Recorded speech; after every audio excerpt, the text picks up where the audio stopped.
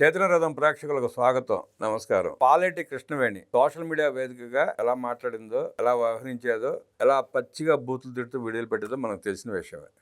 చూసాం, పోలీసులు కేసు పెట్టారు, విచారణ చేస్తున్నారు, కోర్టుకు సరెండర్ చేశారు, రిమాండ్ పడింది.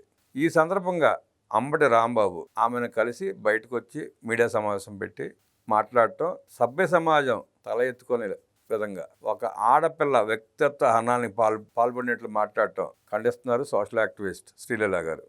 వారిని అడిగి రాంబాబు ఏం మాట్లాడాడు, వారు ఎందుకు ఖండించారు అడిగి తెలుసుకునే ప్రయత్నం చేద్దాం. నమస్తే అండి. నమస్తే అండి. పాలేటి కృష్ణవేణిని పలకరించి బయటకు వచ్చి అంబటి రాంబాబు మాట్లాడిన విషయాలు మీరు చూశారు, విన్నారు. అవును. దాన్ని ఎలా చూస్తారు మీరు? ఇక్కడ ఆడవాళ్ళు సభ్య సమాజానికి ఏ విధంగా మెసేజ్ ఇవ్వాలి అని అంటే, ఈ రోజున వైఎస్ఆర్సీపీ పార్టీ ఎంతకి బరి తెగించారు, వీళ్ళు ఏ విధంగా పేటీఎం బ్యాచ్ని పెంచి పోషించారు అంటే, స్త్రీలకు మీరు విలువనివ్వకుండా చేశారు సమాజంలో. వాళ్ళకి డబ్బు ఆశ చూయించి ఏ విధంగా మాట్లాడాలి, అట్లాంటి భాష మనం వాడొచ్చా వాడకూడదా అనే జ్ఞానం కూడా లేకుండా మరి ఈ రోజున శ్రీరెడ్డి, అలాగే ఎవరైతే సుధారెడ్డి, ఇప్పుడు పాలేటి కృష్ణవేణి, వీళ్ళందరూ ఇంకా ఉన్నారు చాలామంది.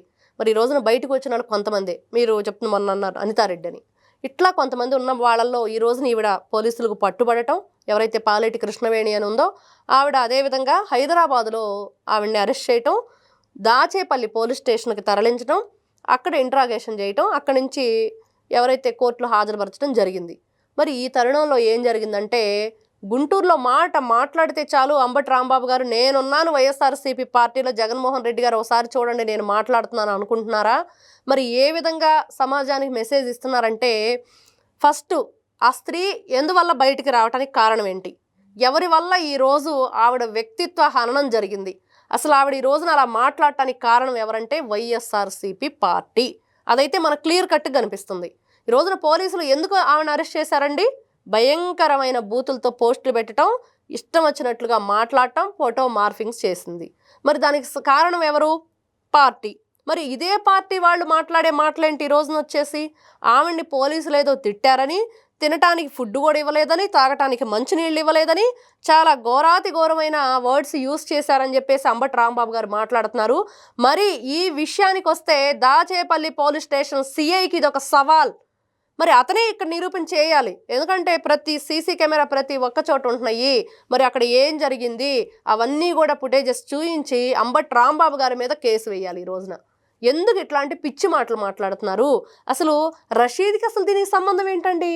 రషీద్ని చంపినట్లు చంపేస్తాం నిన్నని చెప్పి పోలీసులు బెదిరించారని చెప్పేసి ఆ అమ్మాయి ఏడ్చిందని చెప్తున్నాడు. అదేవిధంగా చాలా భయంకరమైన వాడ్స్, ఎవడొస్తాడు నీకోసం ఈరోజు అని చెప్పేసి అన్నారు అని అంటున్నాడు. మరి ఇవన్నీ కూడా పోలీసులు నిజంగా ఎవరైతే మనం చూసాం జగన్మోహన్ రెడ్డి పదే పదే వాళ్ళంతా కూడా మాట్లాడుతున్నారు, బట్టలు తీసి పోలీసులను సమాజం ముందు నిలబెడతామని చెప్పేసి. మరి ఈ రోజున ఇట్లాంటి మాటలు మాట్లాడుతుంటే పోలీసులు సైలెంట్గా ఊరుకున్నారంటే ఈ మాటలు నిజమవుతాయి. మరి కాబట్టి నిజంగా అక్కడ ఏం జరిగింది, ఆ అమ్మాయిని ఏ విధంగా విచారించారు, మరి ఈ రోజున అక్కడ కోర్టులో హాజరుపరిచారు, ఆ మధ్య ఏం జరిగింది, మరి ఇతను మాట్లాడిన మాటలేంటి, ఆవిడ వీళ్ళకి చెప్పిన మాటలేంటి, అవన్నీ నిజాలు తేలాలంటే ఇవన్నీ కూడా ఇతను మాట్లాడిన మాటల వ్యక్తిత్వ హననం చేయటం ఆడవాళ్ళని. ఆ భాష ఏంటి, పడుకోవటాలు ఏంటండి, ఎక్కడైనా ఉందా అసలు? ఏ మాట మాట్లాడుతున్నాం మనం సమాజం ముందుకు వచ్చి అనే విచక్షణ కోల్పోయింది ఈ రోజున అంబటి రాంబాబు గారు. మరి ఈ భాషని ఇతను మాట్లాడుతున్నాడా, పోలీసులు మాట్లాడారా అంటే ఈ రోజున అతను పదే ఒక మాట అంటున్నారు, దాచేపల్లి సిఐ అని చెప్పేసి. మరి ఆ సిఐ గారు నిజంగా ఈ రోజున బయటకు వచ్చి అంబటి రాంబాబు గారికి మరి కేసు ఫైల్ చేస్తారా? దీన్ని నిజంగా ఆడవాళ్ళు వ్యక్తిత్వ హననమే. కొన్ని ఇప్పుడు మనం చూసాం ఫోక్సో కేసు కింద ఎవరైతే గోరంట్ల మాధవ్ గారిని కేసు నమోదు చేయడం జరిగింది. కొన్ని విషయాలు, కొన్ని మాటలు బయటికి ఉచ్చరించకూడదు, కొన్ని పేర్లు చెప్పకూడదు. మరి పదే వీళ్ళు ఇట్లాంటి ఈ భాష ఎందుకు మాట్లాడుతున్నారు? లాకోటేసుకుంటే ఇట్లాంటి భాష మాట్లాడమని చెప్తున్నారా ప్రజలకి? వినిపించేటట్లుగా ఎంతమంది వింటున్నారు ఆ భాషని? మరి ఆ భాష వల్ల నష్టం ఎవరికి? రేపు చిన్నపిల్లాడు వింటాడు, అదే మాట దాని గురించి పేరెంట్ని అడుగుతాడు, ఏంటి మాటకు అర్థమని. ఒక మంత్రి స్థాయిలో ఉండి, లేకపోతే ఒక ప్రజాప్రతినిధిగా ఉండి, ఒక మాజీ ఎంపీగా ఉండి ఇట్లాంటి మాటలన్నీ వీళ్ళు మాట్లాడుతూ ఉంటే ఆడవాళ్ల వ్యక్తిత్వ హననానికి వీళ్ళు లిటరల్లీ ఇక్కడ పాల్పడుతున్నారు. అక్కడ పోలీసులు మాట్లాడారో లేదో ఎవరూ వినలేదు అసలు, కానీ ఇతను మాట్లాడుతున్నాడే ఇప్పుడు మీడియా ముందుకు వచ్చి. మరి దీన్ని ఏ విధంగా చూడాలంటే, ఇక్కడ అసలు ఫస్ట్ ఆడపిల్ల ఈరోజు జైలు పాలవటానికి కారణం ఎవరు? ఒక పార్టీ, ఆ పార్టీ వైఎస్ఆర్సీపీ పార్టీ. ఆ పార్టీకి చెందిన వ్యక్తి ఒక ఆడ మనిషిని పక్కన పెట్టుకుని ఆ మాట మాట్లాడుతున్నాడు. లాయర్ మాధవి అంట మరి ఆవిడ. మరి ఒక స్త్రీగా ఆవిడ కూడా మరి దానికి సమాధానం చెప్పాలి కదండి. మరి పక్కన ఆడవాళ్ళని పెట్టుకుని మొన్న చూస్తే ఆ అంబటి రాంబాబు ఎవరైతే ఆవిడ ఉందో మన వంశీకి సంబంధించిన వాళ్ళ భార్యని పెట్టుకొని కూడా ఆ రోజు జగన్మోహన్ రెడ్డి గారు అదే మాటలు మాట్లాడారు. పక్కన ఆడవాళ్ళు ఉన్నారు అన్న విచక్షణ కూడా కోల్పోయి ఈ రోజున వీళ్ళు మాట్లాడే మాటలు నిజంగా సభ్య సమాజానికి సిగ్గుచేటు. ఖచ్చితంగా దాచేపల్లి సిఐ గారు ఎవరో కానీ అతను ఖచ్చితంగా నాకైతే ఐడియా లేదు. దీన్ని మాత్రం పరిగణలోకి తీసుకొని సుమోటోగా తీసుకుంటారా, లేకపోతే వీళ్ళు ఏ విధంగా ట్రీట్ చేశారు లోపల అనేది కూడా బయటకు రావాలి.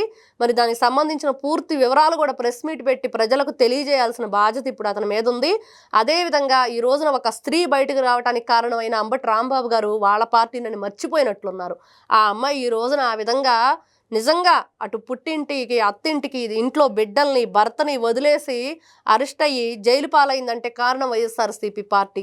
మరి మీరు మళ్ళీ బయటకు వచ్చేసి మీ రాజకీయాల కోసం, మీ రాజకీయ లబ్ధి కోసం, లేకపోతే కూటమి ప్రభుత్వాన్ని ఏ విధంగానైనా సరే ఫూలిష్గా బయట నిలబెట్టాలనే ఒక చిన్న చీప్ ట్రిక్స్ కానీ ఇవి కనిపిస్తున్నాయి తప్పించి ఎక్కడా కూడా ఆ అమ్మాయి మీద మీకు మీ మనస్సాక్షిని వీళ్ళు ఒకసారి క్వశ్చన్ చేసుకోవాలి.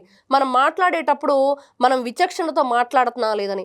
ఎందుకంటే వీళ్ళు విచక్షణారహితంగా మాట్లాడుతున్నారు అనటానికి నిలువెత్తు నిదర్శనం పోసాని కృష్ణమురళి గారు. మరి స్క్రిప్ట్ సాక్షి పేపర్ ఇచ్చి పంపించినప్పుడు నేను విచక్షణ అనేది మర్చిపోయి నేను మాట్లాడాను. ఆ రోజున ఇవన్నీ కూడా నిజాలా అబద్ధాలా అని కూడా నేను తెలియకుండా మాట్లాడాను మరి అని చెప్పి ఆయన మీడియా ముఖంగా ఒప్పుకున్న మాటలు. మరి ఈ విధంగా ఈ రోజున చూసుకుంటే ఈ పాలేటి కృష్ణవేణి అనే ఆవిడ్ని ఒక స్త్రీగా వీళ్ళు ఈ రోజున జైలు పాలు చేయటానికి కారణమైతే వైఎస్ఆర్సీపీ పార్టీ. అదే వైఎస్ఆర్సీపీ పార్టీని అంబటి రాంబాబు గారు ఈ విధంగా మాట్లాడటం నిజంగా సిగ్గుచేటు. కోర్టు రక్షణలో ఉంది ఆమె ఇప్పుడు, రిమాండ్ ఖైదీ.